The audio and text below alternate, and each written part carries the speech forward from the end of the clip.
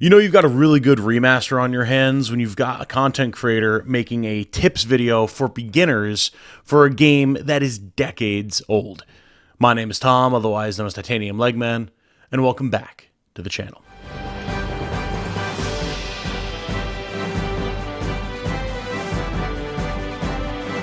Hello everyone, if you enjoy what I do, including my coverage of classic and up until potentially, very recently, very niche JRPGs, then a like on this video and consideration of checking out my YouTube memberships and my Patreon would be very much appreciated. Thank you so much. Maybe drop a sub while you're at it. It's very easy and it's free, right?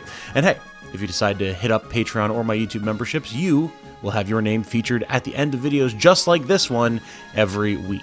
So, the Suikoden 1 and 2 remaster is here, and there's a lot to talk about, because there's a lot that goes into these games that people who are not familiar with the franchise may find surprising or have a hard time navigating, just because it does a lot of things differently than other JRPGs that you may or may not be familiar with.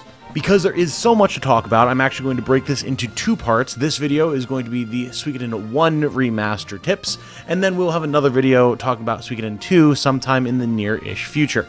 We have 13 tips to go through here, so let's just get started with some general suggestions. Number 1, talk to everyone, and I do mean everyone. Every NPC, every character that you come across in every town, because you never really know who might be just a standard NPC and who can be recruited. Remember, there are over 100 characters to recruit in these games, so there's going to be a lot of characters that you run across that may actually be someone that you can bring into the fold and join your army. Over time, yes, you may start to recognize, like, okay, this is clearly a generic Empire soldier sprite. I probably don't have to talk to them, but you can also get very good information about characters who might be recruitable, as you can find out, like, oh, hey, this appraiser in this town says that he won't join anyone unless they can find an item that he can't appraise, and then he'll do whatever they want. It's like, well, perhaps I need to find this appraiser because it sounds like they could be someone that I could recruit. These games are built to guide you towards characters that you can potentially add to your army, so you can at least find them and then figure out what other requirements, if any, they're going to present you before they will join you. And since you do need to get every recruit in the game for the best ending, as well as to have your widest possible array of not only castle features but also combat party compositions, you'll really have to acquaint yourself with the characters in the world to be able to actually find all of the different members of your army and collect those 108 Stars of Destiny. Number 2, and speaking of the 108 Stars of Destiny, I suggest that you take notes, yes, physical or digital notes, if you don't intend to use a guide for recruitment. This is definitely one that goes out for all of you who are new to this franchise and are not really used to having this many different recruitable characters. But again, with 108 characters to recruit, it can be very easy to lose track of requirements and locations. And while I'm sure a lot of you will be looking to the internet, either for old guides from back in the day, or more modern content like stuff that I make, to find out how to recruit all these different characters, some of you, I'm sure, are going to want to go through blind and try to find everyone for yourself. If that is what you're doing, you absolutely must take notes.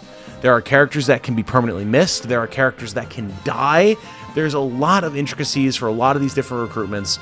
So take notes, and that way you can go back and actually refer to information once you potentially get far enough in the story to try to recruit someone. Because there are times where you will run across a character that you won't be able to recruit for a good long while, and it'll be very easy to forget that they were even there once you get far enough into the game to actually go back and recruit them in the first place. So it's important to keep all that info on hand. Don't just rely on your memory unless you're like some sort of superhuman with a better memory than me, which, like, in that case, fair enough. Number 3, and another one to do with recruitment, pay attention to death flags and keep multiple saves. As I mentioned in the previous point, there are characters that you can permanently miss, and there are characters that can die. And this is the one that we're talking about here. There will be times where dialogue comes up and the game seems to be very strongly hinting to you that a character may be in danger. Maybe someone needs to redeem themselves, or they feel like, oh, you're too strong now, they don't need to protect you anymore, they've served their purpose, or maybe they betrayed someone and they don't have a reason to go on living anymore, etc., etc. You can save these characters 9 times out of 10, it's just a matter of figuring out how. So, how do you go about things like that? You have to take all the precautions. level up everyone's weapons, equip the top tier gear that you can, max out their level, take positive dialogue options if some are presented to you. Everything and anything that you can do when you become aware of the fact that a character's throwing out red flags left, right, and center, you must do if you want to try to recruit and save all of the potentially missable characters. Trust me, you'll be glad that you did. It is extremely, extremely important if you want to get the best ending in the game. Number 4, grind efficiently. This is a very simple one, as Suikoden 1 has a soft XP limit for various different areas and like for fighting different types of enemies. Basically, the way this works is every enemy type and every area in the game has a sort of soft cap, a soft ceiling for how much XP your characters can earn.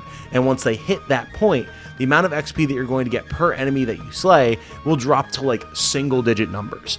If you really want to sit there and grind it out for days on end, you could stay in the first area of the game and level everyone up to max level, but that is massively inefficient. What you should be doing, and because you have such a massive cast of characters that is only going to get bigger the further you get into the game, is switch things up, right? If you're going through an area and you know it's going to be a little while, either because you're trying to do some side quest or you're just leveling people up in general, trying to get money, which we'll talk about in a second, probably not the best use of your time, but hey, it can be done, no big deal. Then this is your opportunity to go back to the castle and switch out what characters you have in your active party.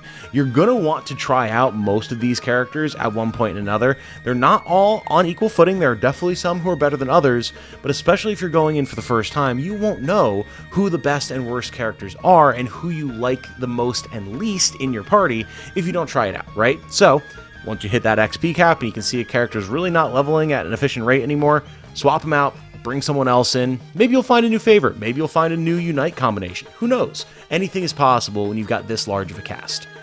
Number 5, speaking of leveling up lower level characters, equip a sacrificial Jizo item on a low level character while catching them up. The reason you want to do this is this item will actually resurrect a character if they get downed, bringing them back to 50% HP.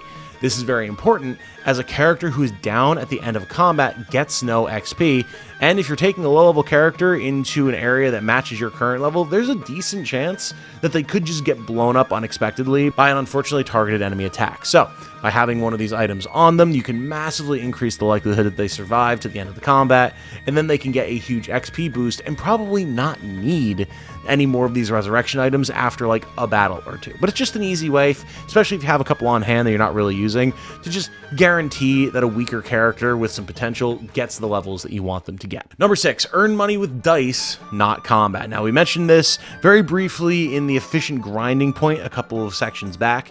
The best way that you can earn money in Suikoden 1 is not by grinding out enemies in combat, although you can get a decent amount of money that way. No, what you want to do is you want to recruit Gaspar the Gambler and go to him for all of your money needs. Gaspar is an extremely unlucky character, and once you go through the hoops of getting him to join your castle around castle level 2, and then you can go talk to him and beat him in a competition, then he'll join you. Fairly simple, all things considered. You can go to him as often as you want and play as many games of dice with him as you want to get as much money as you could possibly need. And because he loves to try to double down whenever he loses, you can very quickly stack up multiple wins in a row to exponentially increase your amount of funds. My personal go-to is to win 2 or 3 games with him, go run over to the inn that's literally on the same floor of the castle as him, save, come back, and keep going until I have as much money as I could possibly want. This will be infinitely faster than just grinding out enemies, and considering how quickly you can get your characters to the XP limit for the area that you're in, you're really not missing out on any major XP by grinding money this way either. You'll be more than happy that you did. It will save you a ton of time, and there is kind of like a sadistic glee in just watching this guy lose to you over and over again. Number 7, and this is going to be one that you will need a lot of money for, so fitting that it comes right after point number 6, keep all of your weapons leveled. It is so easy, as we just mentioned, to get essentially infinite money. And you don't know what characters may be required for story events or have potential synergy or unite attacks with new recruits, so whenever possible, you want to keep your entire playable cast at max weapon level whenever possible. Given how limited magic can be, especially earlier in the game, something we'll talk about in a future point, having your basic attacks actually be dealing functional damage, even on characters that ostensibly don't want to be basic attacking all the time, like mages and the like, will still mean that you have a much more reliable source of damage and make characters feel a lot more versatile and capable than if you just let their weapons stagnate and then suddenly find yourself in a position where you can't or don't want to use some other spell or skill that they have. So, keep your weapons leveled. It is going to be the #1 way that you deal damage the majority of the time in Suikoden 1.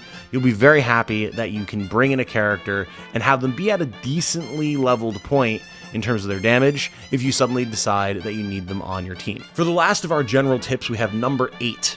When you get a new recruit, make sure you check their stats, their weapon range, and if they happen to have a locked-in rune that you can't change. You might be surprised by finding like a potentially strong mage or melee fighter when you get a new character, especially if it seems like someone who wouldn't generally have great combat capabilities, like, oh wow, this guy modifies ships for a living, but also he's got like really decent physical attack and a big nasty cleaver that he'll just go chop things with, and like, damn, he can actually kind of hit, huh? All right.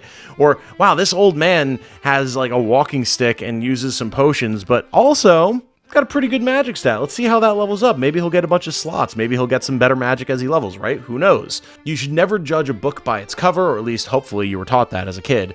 And you can very quickly learn that characters who look really strong or really weak might surprise you in potentially beneficial or potentially more disadvantageous ways. There are definitely some characters that look like they are absolutely going to whoop all of the ass, only for you to find that they have absolutely zero accuracy, or just don't have the spell slots that they need to take advantage of the massive magic attack stat that they have. So you need to check these things. You need to see what rows a character wants to occupy, so you can see if you can fit them into your preferred team comp. It's always important to check these things. You never know what you might find when the cast is this large. Now, moving over from general tips, let's talk about some combat tips. This is going to be a shorter section, but there is some very important stuff here, so make sure you pay attention. Number 9, conserve your magic. Rune magic in the Suikoden series, especially in the first game, is very powerful. But the number of uses you have for each level of spell, especially early in the game, is very, very limited. It's not uncommon for someone to be equipped with a rune for the first time, only for you to find that they have like 3 casts of a single target spell. And while those single target spells will deal a lot of damage, you can very quickly burn through all of your resources before you even get to the enemy that is actually worth using it on, typically big bosses, if you aren't paying attention to what kind of usage and behavior you're doing in battle. When you're traversing long dungeons where you may not be able to restore your spell slots, you're going to want those spells on hand for big bosses. So rely on your unite attacks, rely on characters that have rune skills that are not limited in scope, like things like the Boar rune and the Clone rune. Especially if you're playing on hard, you're going to need those big powerful attacks at the climactic moment. So don't waste them. You know, later in the game where you have more spell slots, maybe you can go a little bit more crazy, but earlier on, hold on to those things. You will be so happy that you did. Next we have number 10, and kind of leapfrogging off of the previous point, we do have an exception here, and it actually has to do with the hero of the game. Feel free to spam his instant death spell, Finger of Death. You'll get it very early on in the game. It is the first spell that he gets access to, and it's kind of an interesting one because on cast, it will instantly eradicate the enemy that you targeted with it, unless that enemy is a boss. So what you're going to want to do is pop all of the usages of that spell, usually 1 per battle, because your other characters can typically clean up the rest of the enemies after you've nuked the most important one, to get as much XP rolling as you can early in a dungeon. Typically, when you go into a dungeon, the enemies are going to be stronger, the XP cap is going to be a bit higher, so by easily and quickly clearing a few battles very early on, you can get a couple levels going and make the whole rest of the dungeon flow a lot more smoothly. And since you don't need to worry about conserving those spell casts to try and like deal damage to the boss or whatever, you can just throw them out there, get a little bit of a boost going, and go on your merry way. Number 11, don't be afraid of attacks that unbalance the user. There are a number of skills, unite attacks, runes, etc. that unbalance a character after use. What does unbalance mean? It's essentially a semi-limited stun for a turn on that character. For example, let's look at the Clone and the Boar runes. These are both very powerful runes that deal 2 times the damage of your normal attack-ish, and which can be equipped by different types of characters depending on what weapon type they use. After they are used, however, the user is then unbalanced. The thing to keep in mind here, though, is it is not a complete and total stun. While you can't use your normal attack, or your rune, or unite attacks, or things like that while you're unbalanced, you can do two very important things. You can use the defend command so that you take less damage, and most importantly, you can use items. So what this means is your big high damage attackers like early recruit Victor can actually double as a sort of chemist healer as well. Essentially what you're able to do is get 2 attack turns worth of damage and a heal turn using an item over just 2 turns. So 3 turns of actions in 2. And I mean, for anyone who's like a Magic player out there or anything like that, you know that's value. When you're cheating extra actions like that, that's good stuff. And especially in big boss fights on hard, it's going to be very important that you eke out that extra value when and where you can. So don't be afraid of your unbalanced skills. Plan for them, and they can be very useful for you. Speaking of healing, number 12, ensure that you have healing items on every character. Due to the importance of healing items, due to the general lack of easily accessible and limited casts of healing magic, ensuring that everyone in your party can heal using items is very vital when you find yourself in a pinch. It is not uncommon to face big bosses that have multi-target attacks, if not attacks that hit your entire party for massive amounts of damage. So having the flexibility to have certain characters switch from a damage roll to a healing roll, or just have the whole party be able to heal themselves for an entire turn just to get yourself back on your feet, will actually make or break certain fights for you.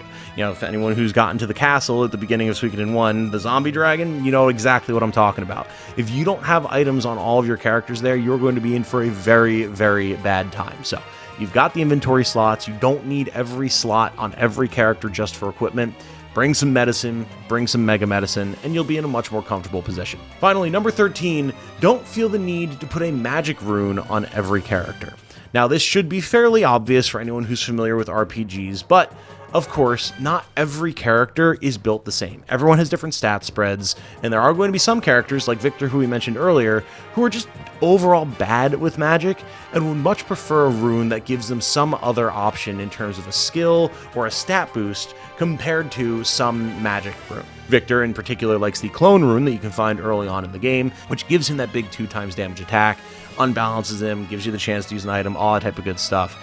Way more than he wants some fire or thunder rune, right? There's going to be other characters that you have that want those runes, especially early in the game when they are very rare. If it comes down to it, you could also take just kind of defensive options like the Haziness Orb for extra evasion. There are going to be characters that want those types of abilities to complement their overall physical skill set and who will do very, very well for you even without any sort of extra magic. So keep an eye out for who may or may not want certain things. Experiment. It is the name of the game with the Suikoden games. And hell, I mean, you might even see there's going to be some characters that have those runes locked in and you literally just can't take a magic rune on. So that kind of is the point that proves the rule, right? When you've got a character that has that type of thing built in, I mean, that tells you everything you need to know about not every character needing the ability to sling spells, cool as it is. And that, my friends, is my 13 beginner tips for the Suikoden 1 remaster. There is, of course, a ton that I could talk about with this game, but I don't want to overload you with information. There's a lot that you can figure out for yourself once you get comfortable with the game, but there's just some points here that I feel like will definitely be beneficial to new players as someone who's a veteran of this series and of these games, since literally I was like 6 and I'm 33 now. So I mean, I've got some experience under my belt with this one. If you, in particular, are also a veteran of the series and have other suggestions for new players or reminders for people who are coming back to the games after a long absence, drop them in the comments. I would love to see what it is that you all have to say. And if there's a whole bunch of stuff that's really exceptional that I didn't mention here, maybe we'll even do a follow-up video for the first game before or potentially after we do our video for the second game.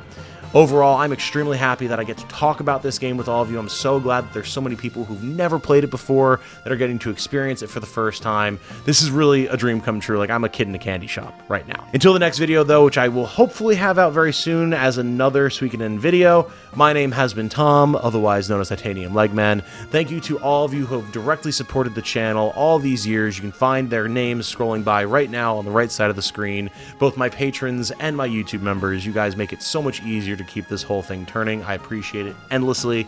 I know you hear it all the time from YouTubers, but like, there's a reason, right? It's rough out there sometimes. So having that direct support to rely on from y'all actually makes this possible. Thank you all so much, and we will be back very, very soon. Until then, I hope you all have a good night. Stay safe and healthy out there. And remember, be good to each other, y'all. Bye now.